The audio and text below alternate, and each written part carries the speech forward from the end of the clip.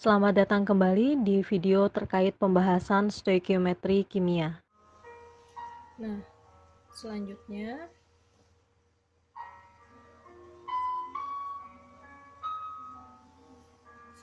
kita akan masih terkait stoikiometri unsur, penentuan kadar unsur dalam senyawa. Sekarang kita coba menentukan massa unsur dalam senyawa. Kalau tadi kita menentukan kadar unsur dalam bentuk persen, sekarang menentukan massa unsur dalam senyawa. Rumusnya masih sama, hanya saja persen yang 100% kita ubah menjadi massa total daripada senyawa tersebut. Nah, misalnya anak-anak ibu menemukan soal berapa gram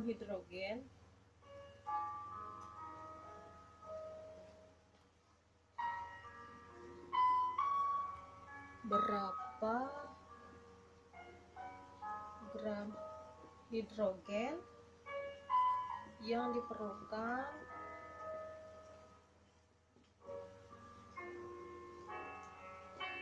untuk membuat 1 kilogram air. Nah, yang ditanyakan berarti adalah massa hidrogen yang diperlukan untuk membuat 1 kilogram air. Kita ketahui air memiliki rumus H2O, ARH sama dengan 1, O sama dengan 16, berarti MrH2O sama dengan 18.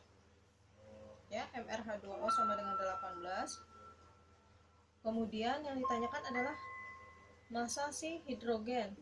Maka massa diketahui tadi, massa air sama dengan 1 kilogram. Yang ditanyakan massa hidrogen. Maka rumusnya adalah massa hidrogen sama dengan 2 kali ARH XARH bagi MrH2O kali massa H2O sama dengan indeksnya sama dengan 2 dari H2O, 2 dikali ARH 1 bagi MrH2O tadi berapa? 18 dikali dengan 1 kilogram sama dengan 2/18 kali 1 kilogram sama dengan 111,11 gram. Nah, ini untuk menentukan massa daripada suatu senyawa. Sekarang bagaimana menentukan massa senyawa? Berdasarkan massa salah satu unsur pembentuknya. Kalau soalnya dibalik nih ceritanya.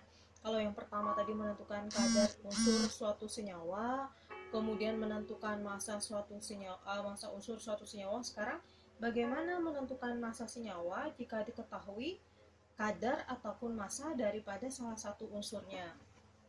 Kita coba bersama.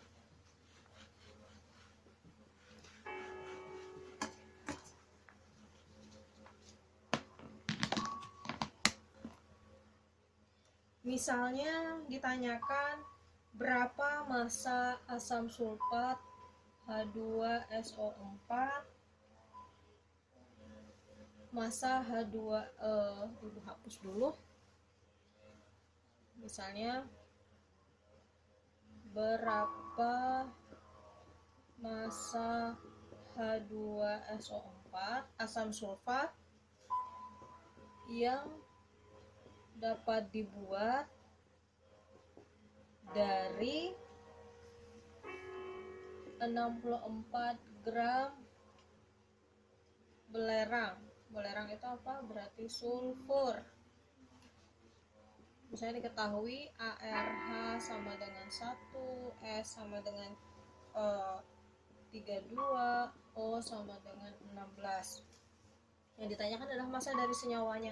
Ingat tadi rumus kita, misalnya massa unsur sama dengan X-nya, indeks daripada unsur dikali AR unsur dibagi dengan MR senyawa dikali dengan massa senyawa. Nah, kalau ternyata data yang diketahui adalah massa daripada unsur, yang ditanyakan adalah massa senyawa, sekarang kita coba main bolak-balik rumus. Berarti massa unsur kali mr senyawa sama dengan X kali AR unsur kali massa senyawa. Nah, maka massa senyawa sama dengan massa unsur dikali mr senyawa dibagi X dikali AR unsur. Nah, kita coba dari data yang tadi.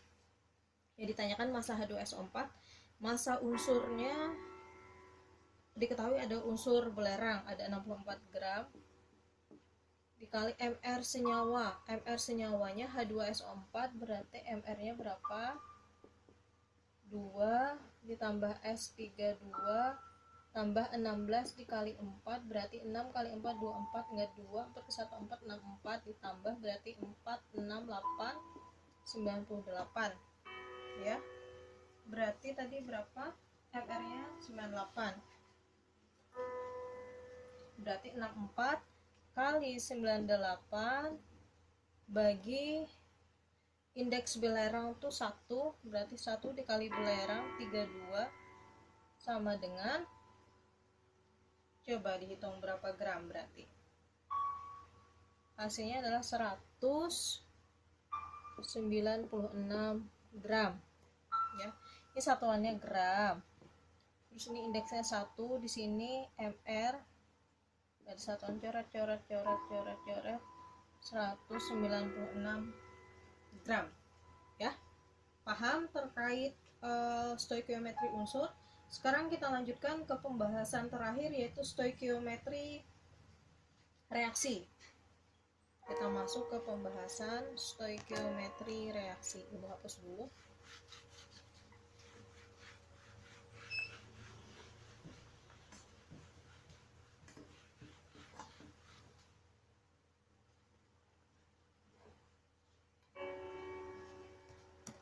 Ke stoikiometri reaksi.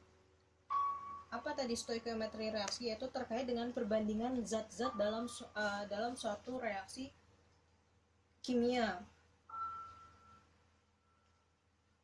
Stoikiometri reaksi.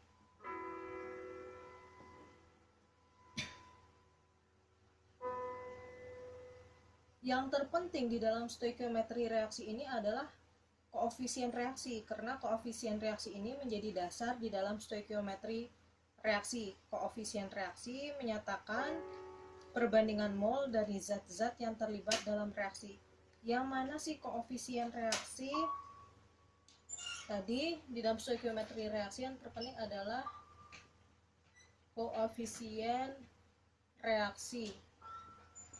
Koefisien reaksi ini menunjukkan mol dari zat yang bereaksi. Misalnya contohnya ada aluminium larut dalam asam sulfat menghasilkan aluminium sulfat dan gas hidrogen. Ada aluminium bentuknya padatan larut dalam asam sulfat H2SO4 aquos menghasilkan Al2SO4 aquos ditambah H2O ditambah H2 ya, wujudnya gas.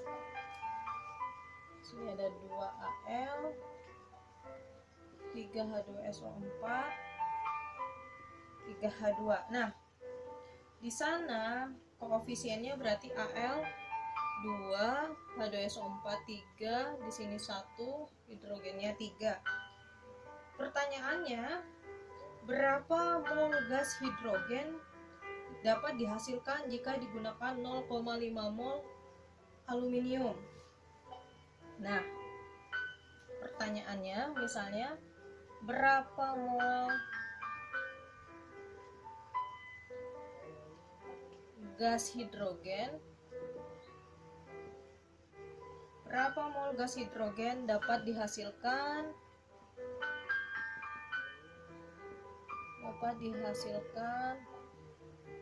jika digunakan 0,5 mol aluminium. Nah, cara menjawabnya bagaimana? Pertama, ditentukan jumlah mol zat salah satu zat dalam reaksi. Dari soal kan sudah ditentukan tuh salah satu mol dari zat yang bereaksi. Kemudian kita diminta untuk menentukan jumlah mol lainnya, mol gas hidrogen kan yang diminta. Nah, hal ini dapat kita lakukan berdasarkan perbandingan koefisien reaksinya.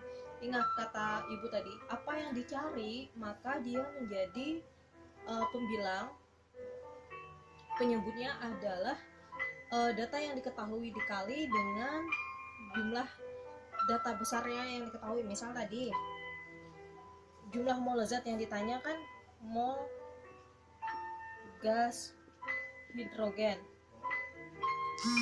berarti sama dengan koefisien gas hidrogen dibagi dengan data yang diketahui adalah Al, molnya Al, berarti koefisien aluminium dikali dengan jumlah mol zat yang diketahui, berarti koefisien gas hidrogennya 3, Al-nya 2 dikali dengan 0,5 mol sama dengan, maka mol gas hidrogen adalah 0,75 mol. Maka apa rumusnya Bu? Rumusnya jumlah mol zat ditanya sama dengan koefisien zat yang ditanya dibagi dengan koefisien zat yang diketahui dikali dengan jumlah mol zat yang diketahui. Atau ibu tuliskan, terkait dengan koefisien reaksi di dalam stoikiometri reaksi berlaku rumus ini sebagai kuncinya. Koefisien reaksi menunjukkan mol dari zat yang bereaksi. Nah, kalau nanti diketahui di suatu soal jumlah mol suatu zat atau senyawa, kemudian diminta untuk menentukan mol senyawa atau zat yang lain, maka caranya adalah mol zat yang ditanya sama dengan koefisien, terlalu kecil ya, sebentar. Misalnya ibu lambangkan saja mol zat yang ditanyakan dalam bentuk X sama dengan koefisien zat yang ditanya bagi koefisien zat yang diketahui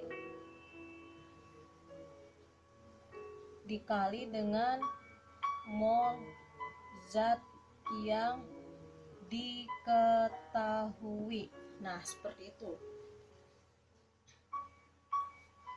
Kemudian terkait hitungan kimia sederhana,